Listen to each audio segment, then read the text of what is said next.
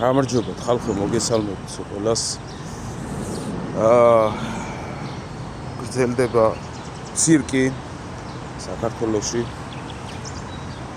ქართული ხალხის დაჩაგვრა, ამონება, მიწასთან გასწორება, ყველანაირად რომ დემოტივირებულები იყვნენ ცხოვრების გაგრძელებასთან დაკავშირებით. რომ დაწყდეს ქართველიერი, მთლიანად რომ ამოწყდეს ქართველობა და ძალიან ბევრი რამე რომ ბევრმა რომ დაასრულოს სუიციდით თავისი საკუთარი სიცოცხლე. ხანდახან მიმაჩნია რომ გმირობა არის, როდესაც საქართველოში ქართველი ადამიანი ცხოვრობ და აქაურ ეკონომიურ უსამართლო ფაქტორებში ეჭიდები სახელმწიფოებრივ მიდგომას რიგითი ადამიანის მიმართ. და ამ ყველაფერს რო იტან რა და რავი კიდე რო ცდილობ რომ რაღაცა შექმნა, გააკეთო, იქ მომავალი მოუწყო შენს ოჯახს, შვილებს და ასე შემდეგ. ძალიან ძნელია რა, მოკლედ რა. გაძვირებული ფასები ხლა, ეს ხო არ არის პირველი შემთხვევა და ეს ხო ტრადიცია უკვე საქართველოში, რომ ყოველ წელს რაღაცეები ძვირდება, იმატებს.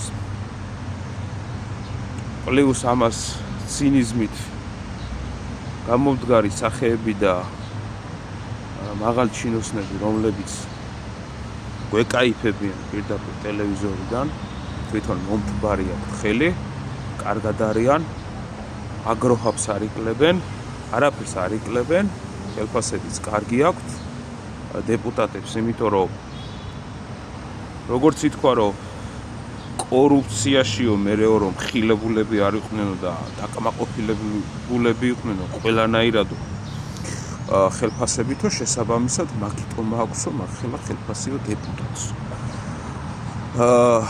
ეხლა დღეს წავიკითხე რომ ჯარიმების ფასები უკვე ორმაგდება ხალხო. ვისაც სიჩქარის გადაჭარბებაზე 50 ლარიანი მოგდიოდა, ახლა 100 ლარი იქნება და ამას თუ პირობითად ვერ გადაიხდით საურავი რომ დაგედებათ, გახდება 300 ლარი და ასე შემდეგ და მე მოკლედ ყადაღა, სახლის და ქონების კომპენსაცია და მთელი ამბები და საბოლოო ჯამში ადამიანების ფსიქოლოგიური და ნერვული სისტემის მორღვევა ხდება ამ ყველაფრით. იმიტომ არის დღეს საქართველოში 99% რომ გამოსულები არიან და ფსიქოლოგი ვარ, ნერვოლოგი ვარ, ისა ვარ, ესა ვარ. ყველა რა უცებ შესაბამისად რომ ითავსებს ხოლმე პროფესიებს სიტუაციიდან გამომდინარე რა, უცებ რა სიტუაციაც დადგება საქართველოში. მანდედან გამომდინარე, უცებ ითავსებენ ხოლმე ის ვითომ ექიმები რა პროფესიებს. და იმიტომ არის ხალხი რომ რავი დაღრენილი, დანერვოზებული და რავი ესეთები დადიან რა. თუ მე მაქვს ჩვეულებრივ ადამიანზე საუბარი, რომელიც არ кайფობს, არ ეწევა, არ კიდია ფეხებზე ცხოვრება და ოჯახი ყავს და ოჯახს უნდა მოუაროს, შვილები უნდა გაზარდოს და ასე შემდეგ და ასე შემდეგ. იმიტომ არის საქართველოში ეს სიტუაცია, ნერვული ფაქტორი.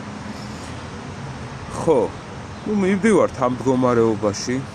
პლუს ისიც მოყვა, რავი, მაგაზეც ნამიოკებს არ ტყავენ, რომ ეხლა ბენზინი ხო ძვირია საქართველოში უკვე იმაში ირანის ამბებიდან გამომდინარე და შესაბამისად ეხლა ქართულ ხალხს გვაქვს ჩვენ ალტერნატიული საწვავი, ეს არის თხევადი გაზი.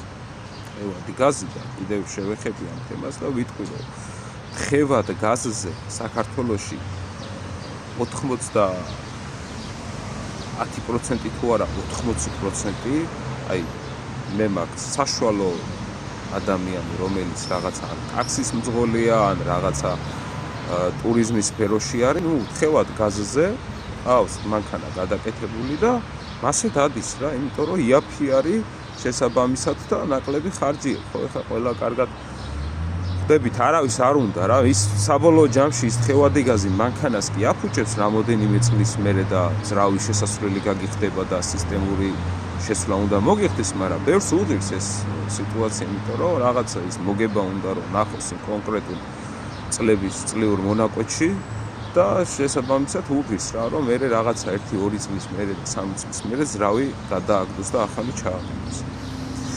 ხო,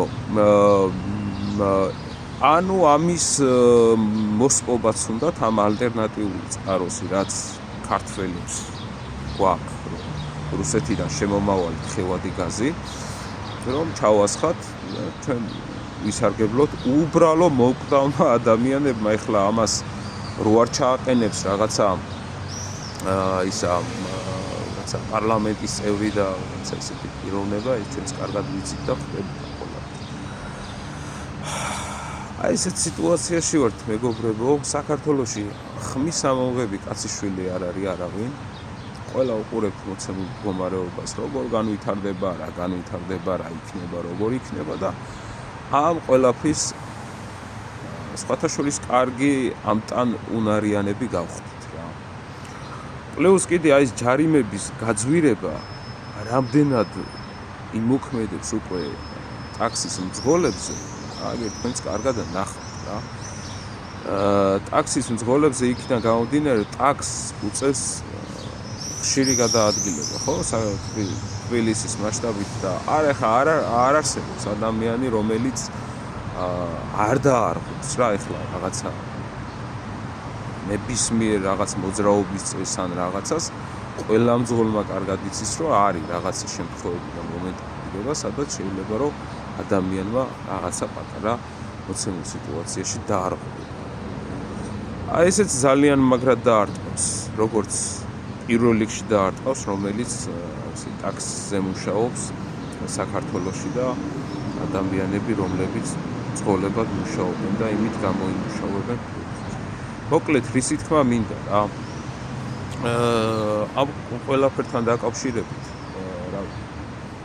ვის მოგწონთ, ვის გილხინთ, ვის ქსიამოვნებთ, ვის არ ქსიამოვნებთ, არსებობს ახლა ჩვენ კარგად ვიცით ეგეთი პარტია კონსერვატიული მოძრაობა, დიდი ხანია საქართველოში არის და ჩამოყალიბებული არის. და მოკლედ 10 მაისს არის დაანონსებული აქცია, რომ ამ ყველაფერთან დაკავშირებით პროტესტი გამოითქვას და ხალხმა ხმა ამოვიდა. ხო და რა ვიცი, წესით ყველას ვალდებულება და მოვალეობა არის, რომ ამ აქციაზე მივიდეთ და ჩვენი იქ დგომით დავაფიქსიროთ პროტესტი, რომ ამ ყველაფერს ვაპროტესტებთ. შეიძლება მოცემულ სიტუაციაში ბევრი რამე იმ მაგ პროტესტით რაღაცა რადიკალურად უცებ ერთ დღეში არაფერი არ შეიცვალოს, მაგრამ როდესაც სახელმწიფო ხედავს ხალხის მასიურ ნებას, რომ ეს არ კეთდება ლოგიკურად როგორც უნდა იყოს სახელმწიფოს მხრიდან, შესაბამისად მე რაღაც გადაწყვეტილებებს შეიძლება ეცვლიან და იღებენ ცოტა სხვა რაღაც კანონები უკან გამოაქვთ რა და მოკლედ ეგეთი ამბავია 10 მაისი არის დაანონსებული რუსთაველზე მე მგონი რუსთაველზე არის პარლამენტის წინ აქცია აი ეკონომიურ მდგომარეობებთან დაკავშირებით რა ჩვენ ცოტანი ვართ და ცოტა ქართველი ვართ და ერთმანეთს უნდა გავიტანოთ რა ერთმანეთს გვერდში უნდა დაუდგეთ სხვა ჩვენი გზა არ არის არაფერი აბა კარგად იყავით და შეხვედრა